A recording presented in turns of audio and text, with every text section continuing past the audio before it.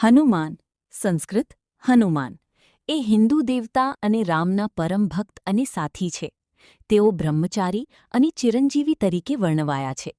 તેઓ બળ, બુદ્ધિ, વિદ્યા અને ભક્તિના દેવતા મનાય છે. રામાયણ સહિત અન્ય ગ્રંથો જેવા કે મહાભારત અને વિવિધ પુરાણોમાં તેમનું વર્ણન થયું છે.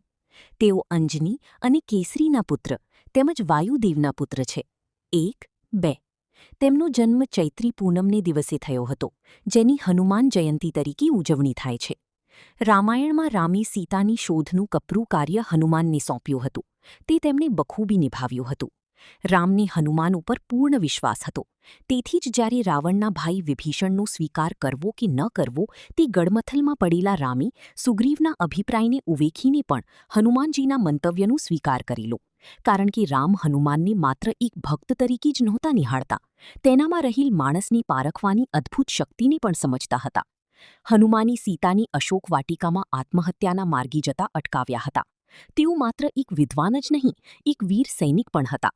તેમનામાં કોઈપણ કાર્ય બુદ્ધિપૂર્વક હાથ ધરવાની સમજદારી હતી. તેથી તેઓએ એકલી હાથે રાવણની આખી લંકા સળગાવી નાખી હતી.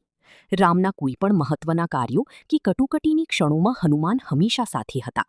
ઇન્દ્રજીતના બાણથી મરણશૈયા ઉપર પડેલા લક્ષ્મણને ઔષધિ લાવીને હનુમાને બચાવેલા. રાવણનો યુદ્ધમાં નાશ થયો તે સમાચાર સીતાને આપવા રામ હનુમાનને મોકલી છે. તેમનું મકરધ્વજ નામે એક પરોક્ષ પુત્ર હતો.